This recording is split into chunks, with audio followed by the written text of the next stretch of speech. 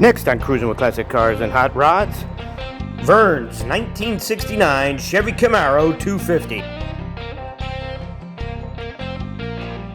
So guys, Gary here for Cruising with Classic Cars and Hot Rods for the Seymour Lions Club Cruise. And I'm here with Vern and Kim about their 1969 Chevy Camaro 250, mostly original car. How you doing? Good. How are you today? How are you? You got an awesome car. I saw that you did a lot of work to it. The paint really, you made the paint come back. I don't know what you did, but you looked like you got a lot of man hours in it. Yeah. And tell us about it. Originally, I was looking for, Camaro back about 6-7 years ago. And we were looking around. We couldn't find anything locally. We were going to another show. Yeah. And unfortunately, that show got canceled. We were with friends. And so we wound up at the truck stop having breakfast. My friend's wife and my wife are on their phones looking at Craigslist, trying to find, a Camaro. And they're like, here, look at this, look at this. Yeah. She looks, decides not to look in this state, look at other states. Okay. So she found New Jersey. She says, look at this one. She says, I think it's still got mostly everything's original in it. Really? So we were looking at it, and we noticed the guy had a picture of, the decal from the original dealership still on the rear bumper. Wow. Which is, pretty unusual to have it there. That's right. It's not a metal one that would normally be attached on the car. Right. And started looking at a lot of these bumpers rusted out. Or got hit. And Or they're aftermarket. Yeah, To have anything. the original sticker, that's pretty impressive. Yeah. The car, and then noticed it still had a straight 6 in it. Okay. So that was another thing, I was like, okay, it's a straight 6. I was originally going to buy it and, do like everybody else, put a V8, do all hot rodded up and everything, make it a true muscle car. Right. And it's only original once, though. That's what everybody says. And I have another guy, he kind of tells me about it every time. If I change it, he's going to do something to me. So he's a nice guy. Right. And so I've had such an outpouring of people looking at the car most shows. Yeah. That I don't want to do anything to it. I bought things for it. I have motor. I have other stuff. I could do it any day. But I think I want to keep it this way. It kind of grew on me. Yeah. And now that, it's a timepiece. It really and is. It's never going to be the same timepiece if you do something different. Yeah. Right. Like you said, it's only original once. I mean, granted, it's not the original color. The original color was green with a green interior. Okay. Which was not a pretty green at the time, at all.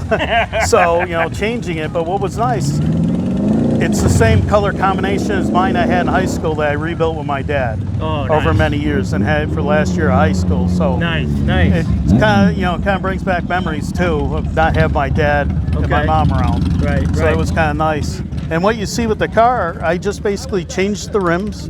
I always wanted a set of rallies on my original one. I couldn't get them then, so I purchased these, put them on.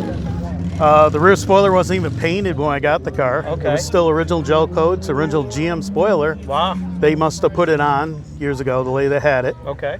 With the front one, which dresses up some. Yeah. It really the interior is just the way you seen it. I just cleaned it. Okay. Mainly. The outside, I have like 20 some hours of detailing in it. Okay. I kind of went through the steps of process, and now it's just an old single stage. Let's make our way to the front, because you're right. Everybody tends, hey, you got to have the 350. Let's have the big block. Yeah. But you know what? The 250, it's almost like the every Mustang's got to have the 289, right? But this is like the Prius nowadays. The other people are going to car shows with the big blocks and everything else. They're using a lot of gas. I'm sipping it because this is, it's a straight 6 250, which was the second optional 6-cylinder. Original one was, they had 230 and then 250, and then started all the V8s up from there. Okay. And this here, you can even see the original sticker has stayed mostly on the air cleaner. I've cleaned up the engine bay, a lot, but mainly everything you see came on the car. It was not running right. I just put some work into it because I remember working on my father's ones. They had his pickup trucks years ago. Got some chrome pieces because people nearly give them away because nobody has these motors anymore. Right. So I got things really cheap. Or like you said, they take them out and they put something in. But I mean, like you said, it's just you're only original once. Yeah. And I'm glad that that's what you're thinking, and just stay it that way. And you know what? People recognize that. They'll recognize this car. That I've had it's, people, walk by other Camaros, walk by a lot of muscle cars because, the popularity of muscle cars with V8s, big blocks, all the things. People tend to walk by them, and they're looking for something different at the car show. Right. And they'll walk by this, and they'll walk back. Or they'll walk by, and you'll see the older guys point. Right. Remember these. You'll hear them remember these and can't believe it. Okay. Then I'll talk to them and start talking to them about it, and it'll be like, we can't believe it's in there. Right.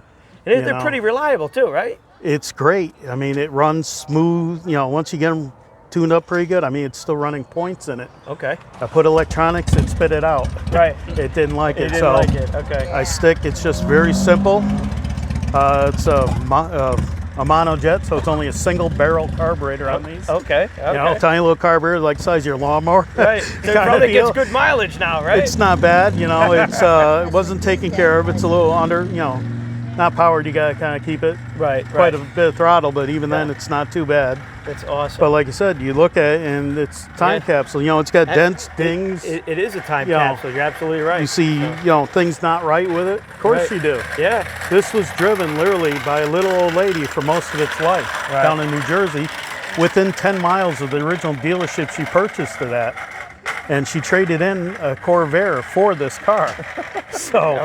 And then she sold it to a gentleman that had a car collection. He bought it because it was a '69 Camaro.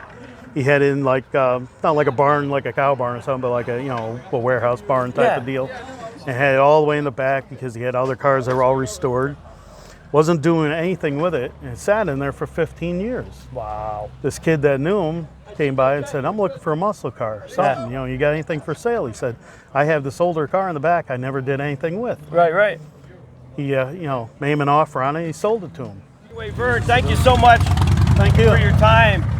I enjoy the time capsule, I really do. Thank you so much. That's basically what it is. Yeah. And I don't have the heart to change anything, I really don't. I think that's a good decision.